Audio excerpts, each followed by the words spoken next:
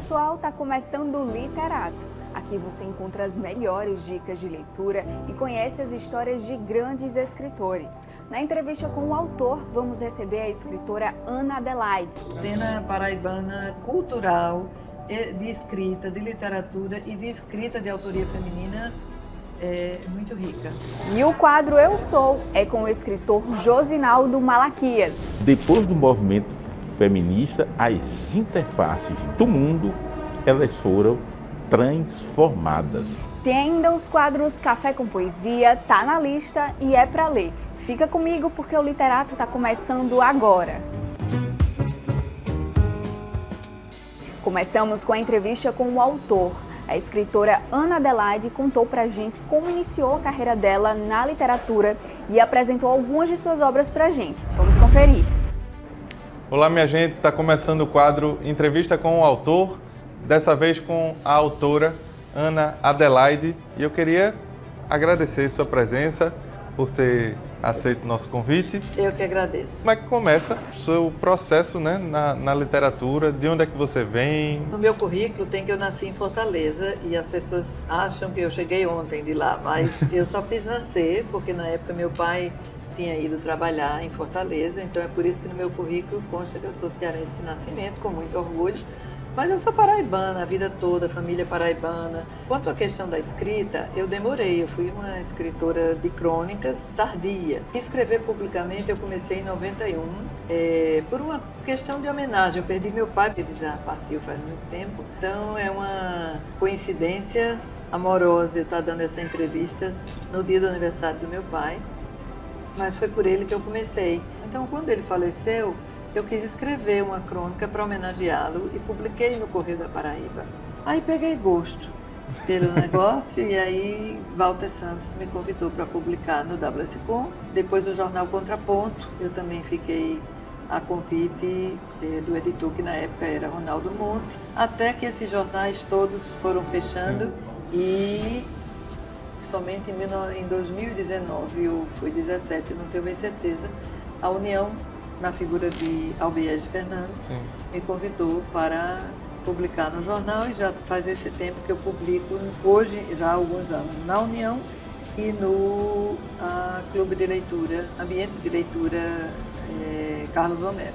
E as pessoas começavam a me perguntar quando teria livros, né? E eu demorei muito para lançar. Eu lancei 2 livros. Eu só em 2016, eu tendo começado a escrever, a publicar em 1991, mas como era uma coisa irregular, eu demorei muito para entender que aquilo era uma escrita literária, sim, que aquilo merecia um livro, merecia uma coletânea. Por mais que eu tivesse leitores, eu demorei para entender que era preciso formatar isso, sim, colecionar isso no livro. Então, somente agora eu consegui lançar, no último dia 7 de novembro, esse meu 3º livro, que tem como tema as mulheres.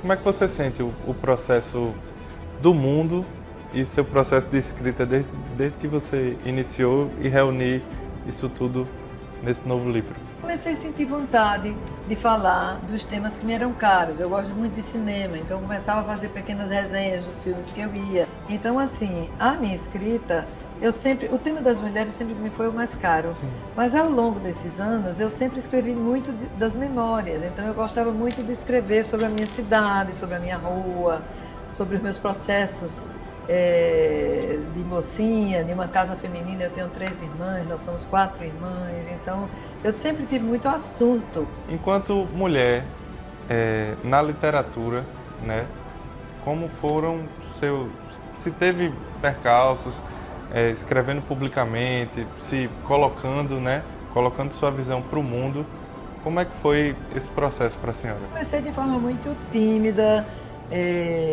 mas aos poucos cavando esse espaço. Sim. E, para minha surpresa, muita repercussão, muita leitura pelas mulheres, pela minha geração de mulheres. Eu comecei a escrever com 39 anos, então não era uma recém-entrada na universidade, eu já era uma mãe de família, professora, então assim, eu já tinha essa segurança diante da minha vida pessoal, mas comecei devagar. Né? Mas eu fui muito bem recebida e os leitores homens também, as pessoas elogiavam meu texto, gostavam de ler. Então eu não sentia uma dificuldade pelo fato de eu estar escrevendo questões femininas e assuntos como gravidez, maternidade, amamentação, violência contra a mulher, que esse tema sempre me foi caro. Esse livro, né, traz e representa muito o que a senhora falou agora.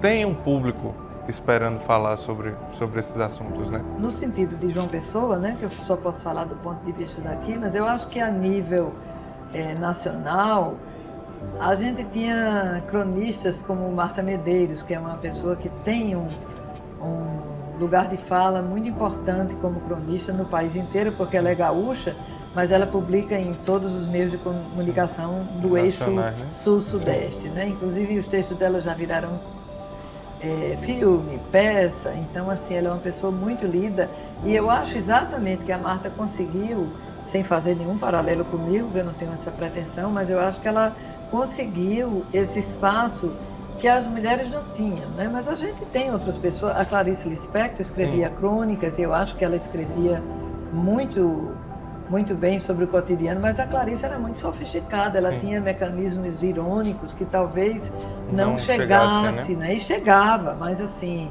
a Lígia Fagundes Telles, a gente tem outras escritoras, a própria Adélia Prado, que eu sou apaixonada pela poesia, mas a Adélia também escrevia crônicas e nesse universo do cotidiano feminino.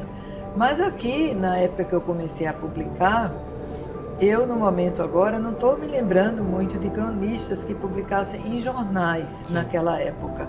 É claro que a gente tem uma tradição também de escritoras que viviam na invisibilidade, a própria Anaíde Beiriz vai ser reeditada, estudada, mas eu tenho uma amiga, Ana Coutinho, que o doutorado dela foi sobre o resgate de escritoras paraibanas do início do século, e é incrível, a gente não conhece ninguém. Eu particularmente conheci a dona Eudésia Vieira, porque era vizinha de uma tia-avó minha. A cena paraibana é vasta, né? Eu acho que a cena paraibana cultural, de escrita, de literatura e de escrita de autoria feminina é muito rica. Professora, eu vou pedir para a senhora deixar um recado para quem está assistindo a gente. Eu vou deixar um recado falando do meu livro, né, que foi lançado no último dia 7. Ele vai estar disponibilizado na Livraria do Luiz a partir dessa semana mesmo. É um livro que é uma coletânea de crônicas que tem como tema as mulheres, e nos últimos 30 anos tem sido o meu tema favorito. Eu espero que vocês gostem, que vocês leiam. E é isso. Muito obrigada pela oportunidade. Obrigada, André. Obrigada, TV Cidade. E foi um prazer estar aqui com vocês. Esse pequeno trecho, que eu vou fazer uma leitura, ele consta desse livro e é um texto que eu escrevi por ocasião quando eu recebi o troféu Maria da Penha, em abril de 2021. Então está na contracapa e ele diz assim: eu comecei a escrever pelo tema da memória, mas foram as mulheres a minha grande inspiração. Em todos esses anos, tenho escrito para e por elas. Muitos temas me tocam: o cotidiano, a domesticidade, a transcendência, a maternidade, o casamento, filhos, trabalho doméstico e a violência que sofremos desde que o mundo é mundo e em todas as culturas. Violência física, subjetiva e simbólica. A coragem feminina me transborda de solidariedade, sororidade e amor.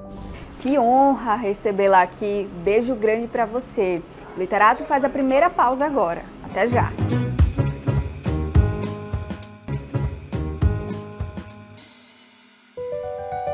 Voltamos direto com o quadro É Pra Ler.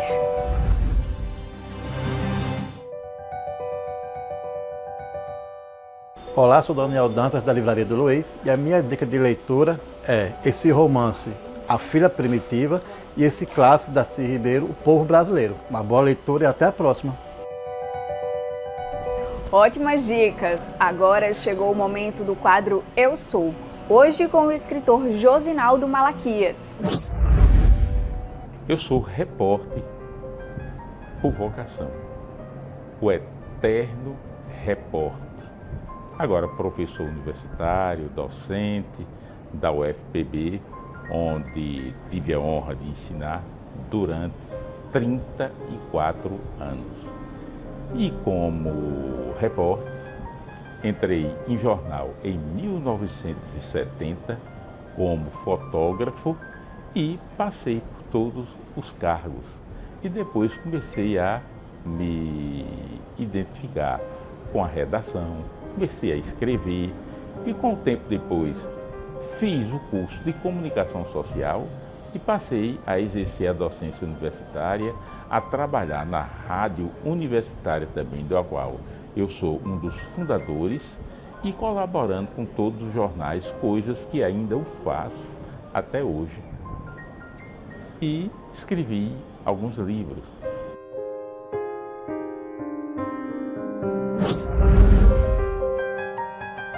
Eu terminei o curso de comunicação e fui imediatamente, 15 dias depois, eu já estava ensinando no curso de jornalismo e dirigindo a rádio universitária. Todos vocês sabem, o jornalista, ele trabalha, ganha pouco, mas trabalha, e é uma coisa que, como se diz o cancioneiro popular, ele amarga muito, mas dá um prazer danado. E eu gostava do jornalismo, a minha paixão maior é o jornalismo. Trabalhava muito.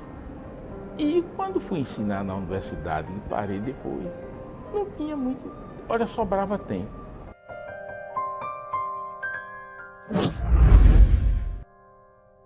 Quando foi um dia, eu estava até com eles, e aqui no Espaço Cultural, tinha aberto o vestibular, o primeiro dia. Eu tomando cerveja, saí, e fui me matriculei no curso de Direito, e todo mundo olhando para mim, dizendo que você está bêbado.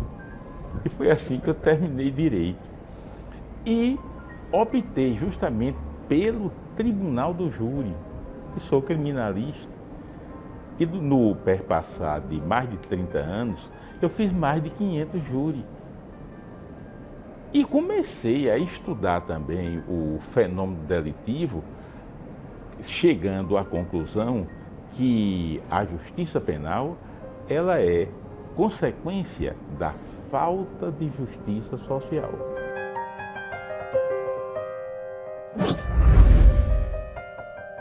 Quando ninguém queria estudar a questão da mulher, o que eu digo assim, jornalismo, homem nenhum se passava.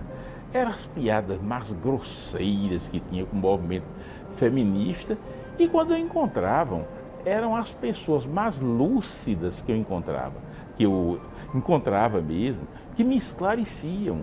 E eu vi que este movimento é muito sério. Tão sério que eu digo, talvez mais importante do que a Revolução Francesa, e não estou exagerando. O movimento feminista, ele nunca chegou a desferir um tiro. E depois do movimento feminista, as interfaces do mundo, elas foram transformadas.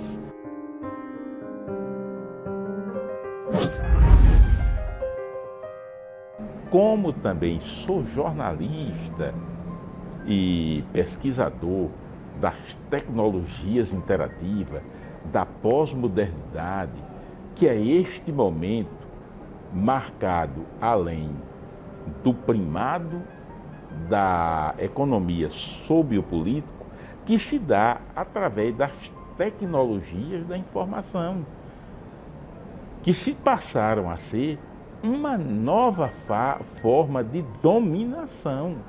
É uma coisa muito séria que tem que se repensar. Por quê? Porque a cada dia que passa, nós estamos vendo que está havendo uma diminuição da capacidade de abstração de jovens e, sobretudo, de crianças. Pais que chegam com a criança 3, 4, 5 anos de idade e já dão uma calculadora. E crianças com 1 ano de idade que não conseguem comer se não tiver um celular de perto ali com aquelas telinhas, e o pai achando uma gracinha com isso. E, paradoxalmente, se aumenta esta questão da violência contra a mulher. Daí o título do livro, Direito e Pós-Modernidade. Sinergia do patriarcado e violência contra a mulher. Porque hoje nós vemos que em todas as camadas está havendo uma violência inominável contra a mulher, mesmo com o advento de Lei Maria da Penha.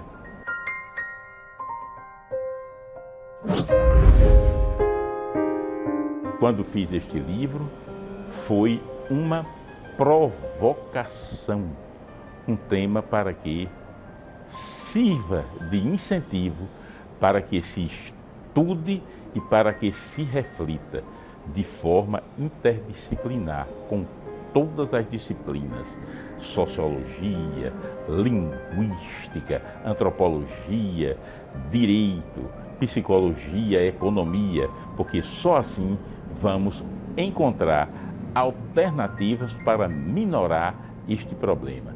Não creio que chegaremos a superar 100%, porque o homem, como dizia Sartre, é uma paixão inacabada.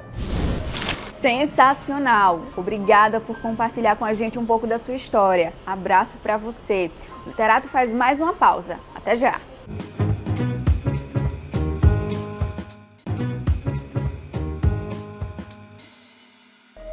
Voltamos e é hora da gente se emocionar com um café com poesia.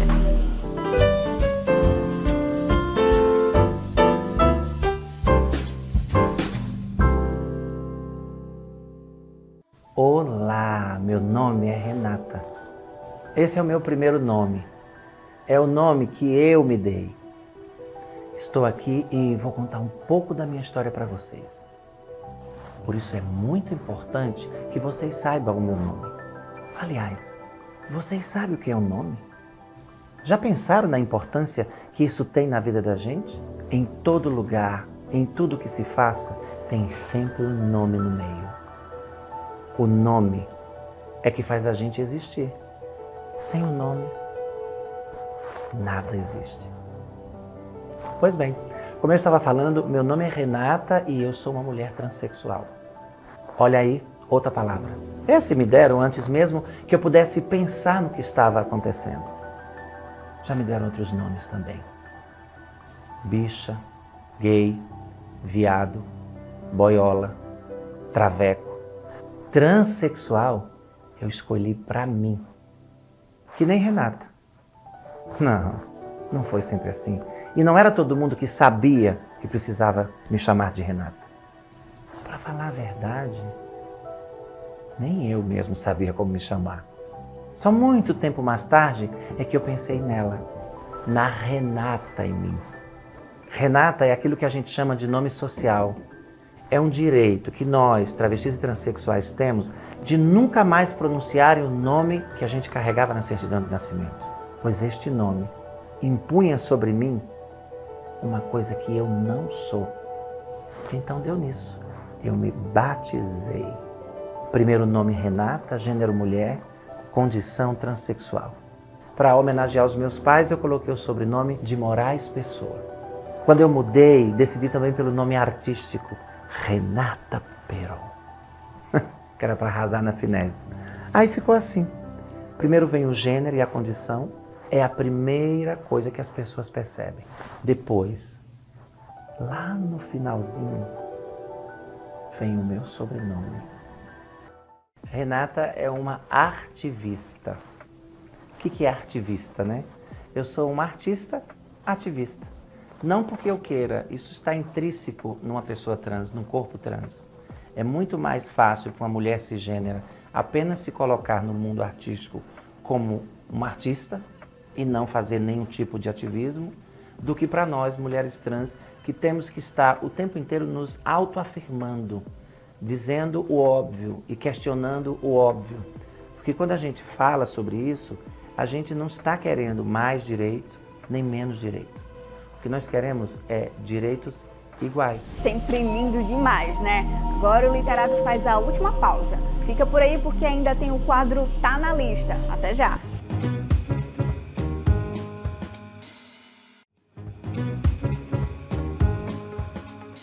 Voltamos com mais dicas de leitura para você. É hora de chamar a nossa queridíssima Sayaka Shoji. Oi, Sayaka! Oi Lili, oi pessoal, cheguei com o Tá na Lista aqui no nosso Literato com as melhores sugestões de leitura da galera de casa para vocês. Deixa eu chamar então a Vitória Bárbara, que é jornalista e trouxe a dica de um romance muito amado pelos leitores como dica para vocês, olha só. Olá, eu sou Vitória Bárbara e hoje eu vim trazer o livro A Hipótese do Amor, da autora Ali Hazelwood, como uma dica para quem gosta de comédia romântica ou para quem quer começar a ler. Bom, A Hipótese do Amor conta a história de Olive, uma estudante de doutorado que começa a sair algumas vezes com um cara, mas ela percebe que a sua melhor amiga gosta dele. Para mostrar que está tudo bem ambos saírem, ela resolve beijar o primeiro cara que aparece na sua frente. Só que ela descobre que esse cara que ela beijou é literalmente o professor mais odiado da universidade, que é conhecido pelos alunos como tirano. Ela ainda fica mais surpresa quando esse mesmo professor decide ser seu namorado de mentira. A Hipótese do Amor é um livro super leve e divertido que com certeza vai encantar todos que lerem. Adorei a dica e agora é a minha vez. A dica de hoje é o livro Um Sopro de Vida, Pulsações.